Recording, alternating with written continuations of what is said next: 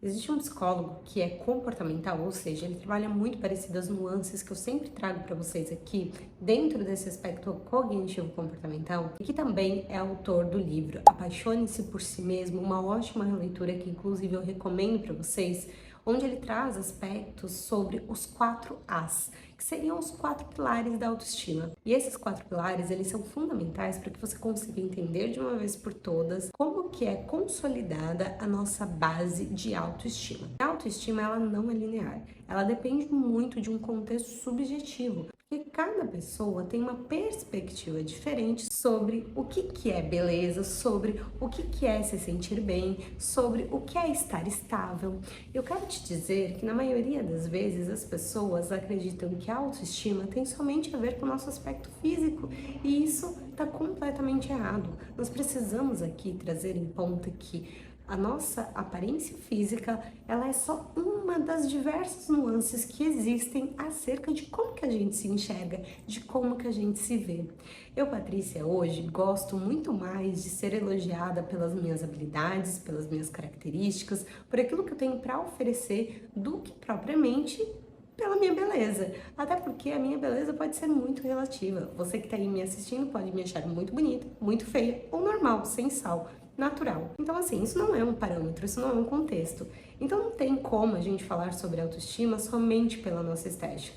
Agora, se eu, Patrícia, me sinto feia por dentro e por fora, isso sim pode ser um agravante. Por exemplo, nós temos grandes estimuladores que fazem a gente ter uma estima muito negativa sobre nós mesmos.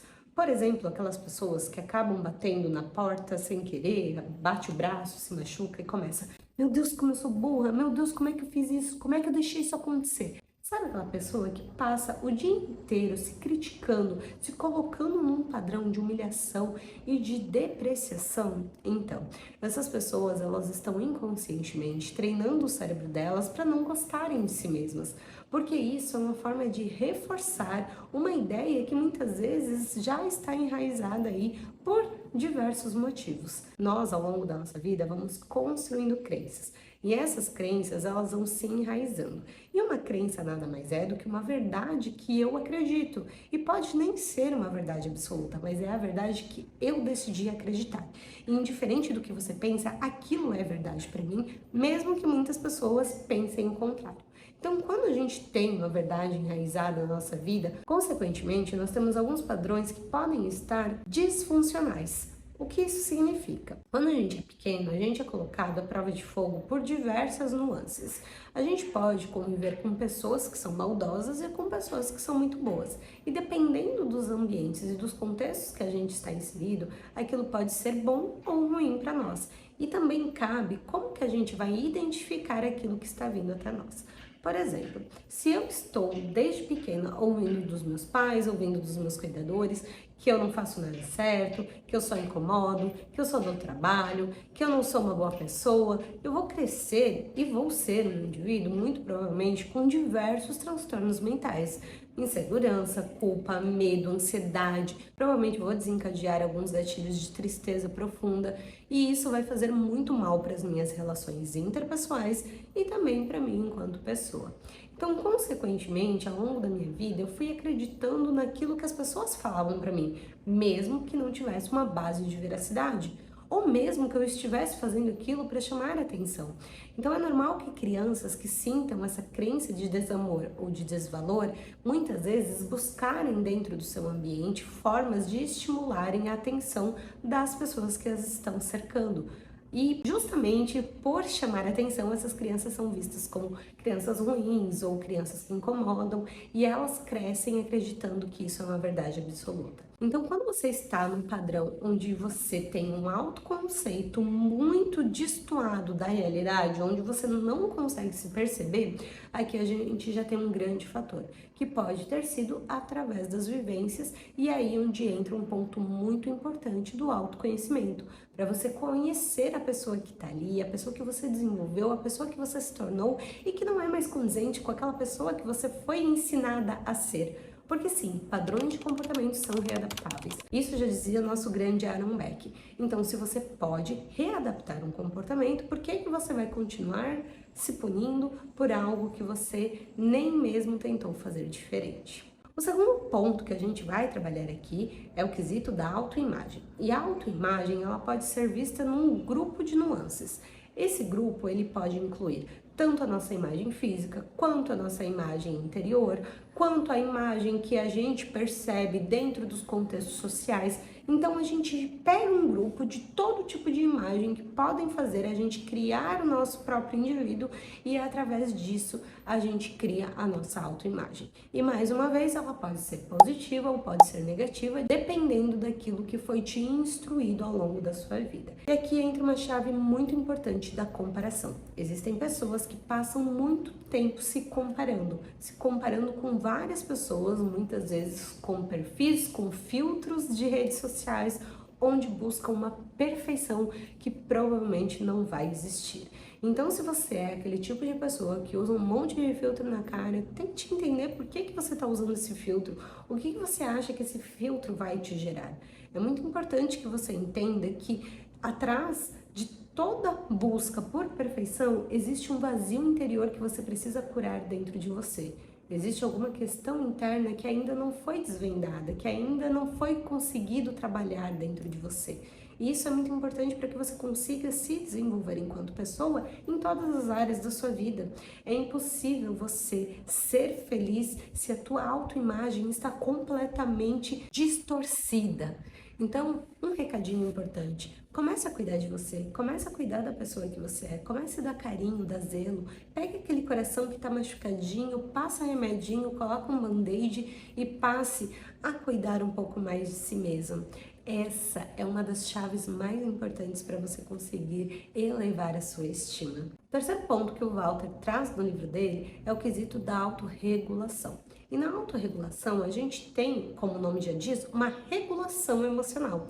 Como que a gente vai regular os nossos estímulos, os nossos aspectos, os nossos ambientes, aquilo que a gente consome, aquilo que a gente acredita, em prol de cuidar de nós. Aqui a gente precisa ter muito cuidado, porque a autoestima, ela consequentemente é vinculada ao autocuidado. Ou seja, se você só tem estímulos ruins na sua vida, automaticamente você não vai conseguir se dar um reforço positivo. E aqui você precisa se reforçar. Você precisa, por exemplo, verbalizar frases positivas de autoaceitação para que você consiga se perceber na sua realidade. Vou dar um exemplo. Alguns anos atrás, quando eu estava com uma baixa autoestima, com uma falta de amor próprio muito exacerbada no meu ambiente devido a dezenas de circunstâncias, eu passei a todos os dias me elogiar em frente ao espelho. Então eu acordava de manhã, ia lá no espelho e falava: Paty, como você tá linda, como você tá maravilhosa, como você é incrível, como você é inteligente. Eu ficava o tempo todo me colocando esse reforço para que o meu cérebro entendesse que aquele comando era real. Porque é eu que mando no meu cérebro, não é ele que manda em mim não, gente. Por mais que às vezes a gente não consiga regular 100% das nossas emoções, grande parte delas podem ser reguladas através daquilo que a gente tem como um estímulo e daquilo que a gente muitas vezes vai adaptando o nosso cérebro. Então a gente precisa instruir, educar, para que a gente consiga ter um aspecto cognitivo comportamental diferente. Então na autorregulação a gente precisa dar reforços positivos para o nosso cérebro entender que aquilo é uma condicionante que precisa ser adaptada no nosso meio. Aqui você pode utilizar, por exemplo, a escrita. E a escrita é um aspecto muito importante porque através da escrita você consegue externar e colocar ali tudo aquilo que é importante para você. E quando você escreve coisas que são boas sobre si mesmo, então o cérebro ele está gravando. O maior exemplo disso é quando a gente precisa estudar para uma prova. E quando a gente faz isso, a gente simplesmente está lá numa cadeirinha sentada e a gente passa a fazer resumos, porque no resumo a gente grava. Então entende como é importante a gente pegar pequenas práticas do nosso dia a dia e utilizar como reforço para regular as nossas emoções? Faz isso em casa e você vai ver o quanto isso pode ser libertador para você. E por último, a gente tem a autoeficácia. E a autoeficácia, a gente vai pegar um aglomerado de tudo aquilo que a gente falou anteriormente, dos outros 3 pontos, e a gente vai colocar em execução tudo que a gente tem de estímulos, né? O quanto a gente consegue se perceber como competentes e como merecedores de um estímulo para que a gente se sinta bem consigo mesmo. Tá? Na autoeficácia a gente tem muitos quesitos que são importantes, mas de fato, o que está sendo funcional das escolhas que você está fazendo na sua vida. Bom, eu entendo que para algumas pessoas falar sobre esses As pode ser um pouco complexo, mas você entende que tudo aquilo que a gente vai repercutindo de forma descontraída, de uma forma leve, na nossa vida, começa a fazer sentido? Então eu vou fazer o seguinte, você não precisa executar todos os As agora, mas você precisa pelo menos tentar a executar as pequenas coisas do seu dia a dia, como eu falei aqui no vídeo e trouxe alguns exemplos, para que você comece a mudar a sua chave de mentalidade. A hora que você estiver 100% aberta a essa mudança, com certeza você vai parar de ouvir o que as vozes sociais, o que aqueles padrões distorcidos estão te falando e você vai focar em você. Existem belezas que elas são extraordinárias e tem muitas pessoas que perdem a sua beleza por não serem boas pessoas, porque a nossa beleza vem do nosso interior e não adianta você ser esteticamente uma pessoa aceita na sociedade como acima da média e ser por dentro uma pessoa arrogante, uma pessoa rude, uma pessoa chata, porque aquela beleza ela cai assim, ó, de uma forma tão abrupta que até assusta. Então foque em você, no que você tem de especial. Todos nós temos qualidades que podem ser evidenciadas, todos nós temos habilidades que precisam ser pautadas. Cabe a você cuidar do seu coração e também verificar o que pode ser colocado em pauta para que você consiga se sentir melhor. E eu tenho uma dica aqui de ouro. Lá no meu perfil, toda sexta-feira, há mais ou menos umas 40 semanas, eu tenho trazido dica de autocuidado com a Psi.